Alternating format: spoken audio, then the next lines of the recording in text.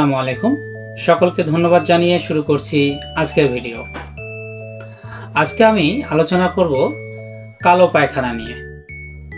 কালো পায়খানা এটিকে ইংরেজিতে বলা হচ্ছে ম্যালেনা, অর্থাৎ যদি আমি সহজ করে ইংরেজিতে বলি তাহলে হচ্ছে প্লাগ স্টুল।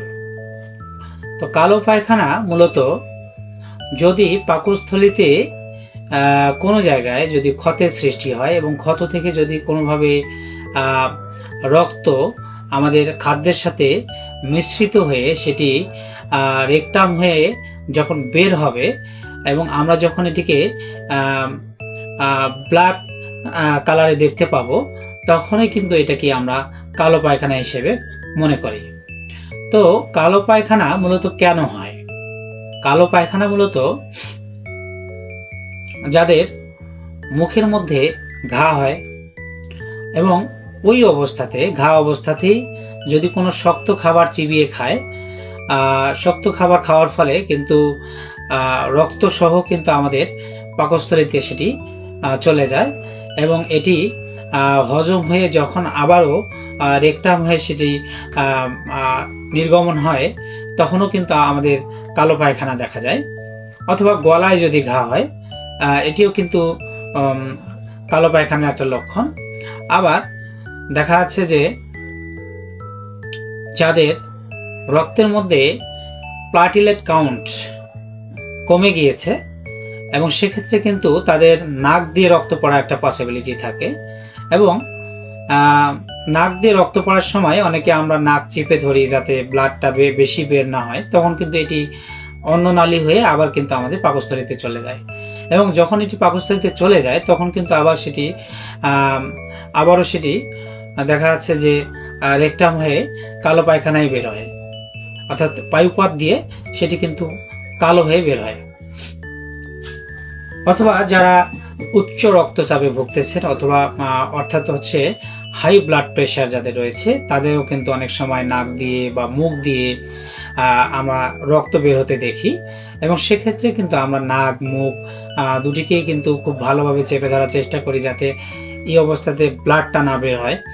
কিন্তু এটি মূলত আমাদের আবারও অন্ননালী হয়ে কিন্তু বা খাদ্যনালী হয়ে কিন্তু আবারও দেখা যাচ্ছে পাকস্থলীতে যায় এবং পাকস্থলীতে যেয়ে এটি খাদ্যের সঙ্গে যখন সংমিশ্রণ হয়ে আবারও রেকটাম হয়ে বের হয়, সেক্ষেত্রেও কিন্তু কালো পায়খানা আমরা দেখতে পাই।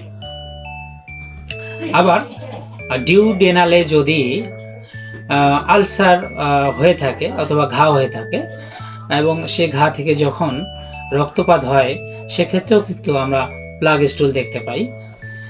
অথবা যারা এই অ্যাসপিরিন কিংবা NSAID গ্রুপের ওষুধগুলো খাচ্ছে, NSAID অর্থাৎ আমি বলতে চাচ্ছি যেটা হচ্ছে অ্যাসিক্লোফেনাক অথবা ডাইক্লোফেনাক গ্রুপের ওষুধ যারা নিয়মিত সেবন করেন, তাদের ক্ষেত্রেও কিন্তু পাকস্থলীতে আলসার হওয়ার সম্ভাবনা থাকে, অর্থাৎ ঘা হওয়ার সম্ভাবনা থাকে এবং সেই ঘা থেকেও কিন্তু রক্তপাত হবে এবং সেই রক্তপাত থেকেও কিন্তু আবারও আমরা ব্লাড স্টুল দেখতে পেতে পারি। তো আমি এই যে কালো পায়খানা যাদের হয় তাদের জন্য যেটি রিকমেন্ড করব, অর্থাৎ শুধু আমি বলে না, আসলে প্রায় 99% ডাক্তারই কিন্তু রোগীদের রিকমেন্ড করে থাকেন যে আপনারা এই ধরনের সমস্যায় আপনারা অবশ্যই কোলোনোস্কোপি করেন। কিন্তু আমাদের এই যে দেশে এখনো মানুষ কোলোনোস্কোপি কি এটি না জানার কারণেই কিন্তু অনেক সমস্যা হয়ে থাকে।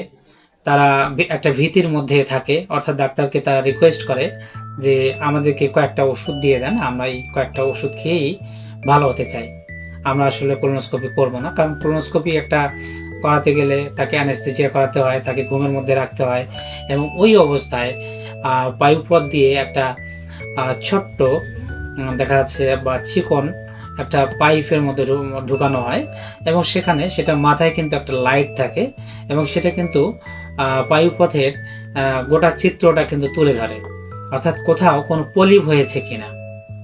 যদি সেখানে কোনো পলিপ থাকে তাহলে সেটা কিন্তু কোলোনোস্কোপির মাধ্যমে ধরা পড়ে এবং যদি সেটা সঠিক সময়ে যদি ধরা পড়ে যে পলিপ হয়েছে, এটা যদি সঠিক সময়ে ধরা পড়ে অর্থাৎ ফার্স্ট স্টেজে যদি ধরা পড়ে তাহলে এটা কিন্তু অপারেশনের মাধ্যমেই কিন্তু এটি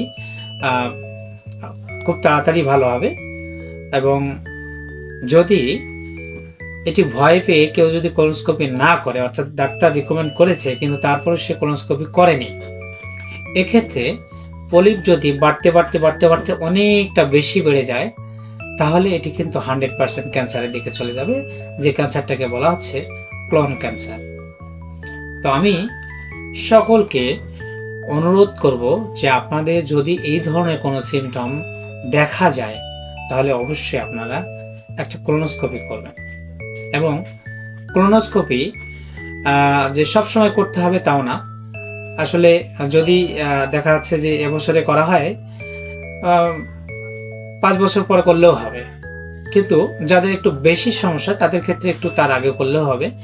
অর্থাৎ যদি পলিপ ধরা পড়ে এটি কিন্তু যে খুব ইমিডিয়েটলি ক্যান্সারের রূপ নেবে এমন নয়, কিন্তু এটি একটা দীর্ঘ সময় লাগে, 5 থেকে 6 বছর 7 বছর এরকম একটা সময় লাগে, তারপরে কিন্তু সেটা ক্যান্সারে রূপান্তরিত হয়। তো এক্ষেত্রে আমি যে রিকোয়েস্টটা একটু আগেও করলাম যে আপনাদের যদি এই ধরনের সমস্যা থাকে তাহলে অবশ্যই আপনারা একটা কোলোনোস্কোপি করবেন, যাতে সহজেই আমরা এই যে কোলন ক্যান্সারের বিষয়টি নিশ্চিত হতে পারি যে আমাদের হয়েছে কি হয়নি। তো সবাই ভালো থাকবেন এবং সকলে হাইজিনটাকে মেনটেন করার চেষ্টা করবেন। সকলের সুস্বাস্থ্য কামনা করে আজকের ভিডিও আমি এখানেই শেষ করছি। সবাই ভালো থাকবেন, সুস্থ থাকবেন। আসসালামু আলাইকুম।